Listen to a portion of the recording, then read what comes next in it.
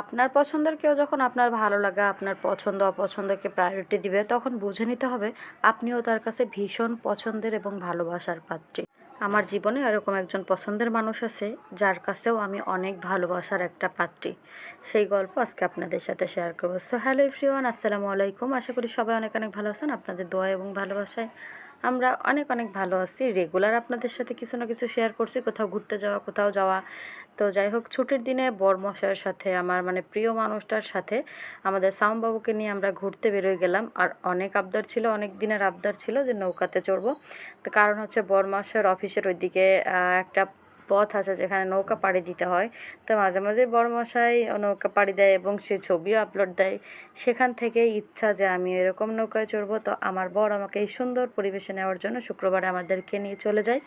এবং এই যে আমার প্রিয় মানুষটা, আজকে কিন্তু প্রিয় মানুষ নিয়ে কথা বলবো না, আমার ভীষণ পছন্দের একটা মানুষ নিয়ে কথা বলবো। আর আমার বরমশাই কিন্তু আমার জীবনের সব থেকে প্রিয় একটা মানুষ। তো যাই হোক, আজকে আমার পছন্দের একটা মানুষের গল্প বলবো। আমার ভালো লাগাকে যে সে এতটা প্রায়োরিটি দেয়, যেই মানুষটাকে আমি ভীষণ পছন্দ করি এবং তার আদর্শগুলো আমার ভীষণ ভালো লাগে, সেই মানুষটা আমার জীবনের বেশ গুরুত্বপূর্ণ একটা মানুষই।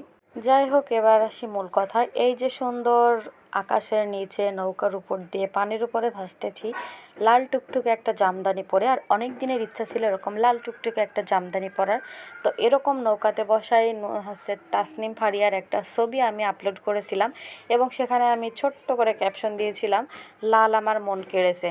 সেখানে অনেকেই লাভ রিয়াক্ট দিয়েছিলেন, তবে আমার সেই পছন্দের মানুষটা বলেছিলেন, পড়ে ফেলো। বোঝাতে চেয়েছিল মনে চেয়েছে তাহলে আর বসে না থেকে পড়ে ফেলো, মনের ইচ্ছাটা পূরণ করে ফেলো। এর মধ্যেই আমার জন্মদিন আসে, আর জন্মদিন হিসেবে আমি জন্মদিনের গিফট হিসেবে আমি এই সুন্দর লাল টুকটুকে জামদানি শাড়িটা গিফট পাই।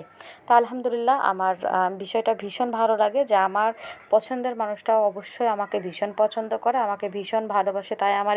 তাই তো আমার ইচ্ছাটাকে সে এতটা প্রায়োরিটি দিয়েছে আর লাল জামদানি উপহার দিয়েছে যেন আমি এভাবেই পড়তে পারি। তাই আমি কিন্তু এরকম লাল জামদানি পরে নৌকাতে ঘুরতে গেছিলাম। নৌকা ঘোরার পরে আমরা চলে আসি জিয়া উদ্যানে, কারণ নৌকাতে প্রচুর রোদ ছিল। কিছুক্ষণ ঘোরাঘুরি পরে আমরা সুন্দর একটা সময় কাটানোর জন্য আমার প্রিয় মানুষটার সাথে করে চলে আসি জিয়া উদ্যান। এখানে কিছুটা সময় কাটানোর পরে বাড়িতে যাওয়ার উদ্দেশ্যে রওনা দিই। সন্ধ্যা হয়ে যায়, তখন আমার ভীষণ খারাপ লাগে যে জিয়া উদ্যান পার হয়ে গেলাম, কিন্তু আমার বর কেন আমাকে ফুল কিনে দিল না। তারপরে দেখি তো 11 নম্বরের এই দিকে আসতেছে আর এখান থেকে আমার ফুল পরাই দিবে। তা আলহামদুলিল্লাহ, এটা আমার বেশি ভালো লাগে। আমার প্রিয় মানুষটাও আমাকে ভীষণ ভীষণ ভীষণ বেশি ভালোবাসে। আমরা ঘুরতে গেলেই এভাবে ফুল পরি। আর আমার জীবনের এটাই আমি বড় উপহার মনে করি যে আমার হাজব্যান্ডের সাথে আমার কাটানোর সময়টুকু এবং তার দেওয়া এই সুন্দর সুগন্ধি ফুলটুকু, এটুকু আমার জীবনের অনেক অনেক অনেক বেশি বড় একটা উপহার। তো যাই হোক, আমাদের ফ্যামিলি সাপোর্ট আছে বলে আমরা এত সুন্দরভাবে ঘোরাঘুরি করতে পারি। এবং আর ওই যে পছন্দের মানুষটার কথা বললাম, এই মানুষটাও সবসময় আমাকে বোঝায় সময়টাকে সুন্দরভাবে কাটাও, কারণ চলে যাওয়ার সময়টা আর ফিরে পাবে না। তো আলহামদুলিল্লাহ, তার প্রত্যেকটা কথা আমার ভীষণ ভালো লাগে এবং আমাকে ভীষণ ভালোবাসে, এটাই আমার সব থেকে বড় পাওয়া তার থেকে।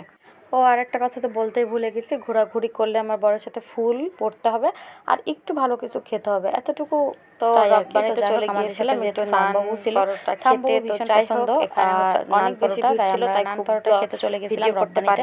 অনেক বেশি ভিড় ছিল তাই ভিডিও করতে পারি না। তো আজকের ভিডিওটা এ পর্যন্ত। সবাই সুস্থ থাকবেন, ভালো থাকবেন। আল্লাহ হাফেজ।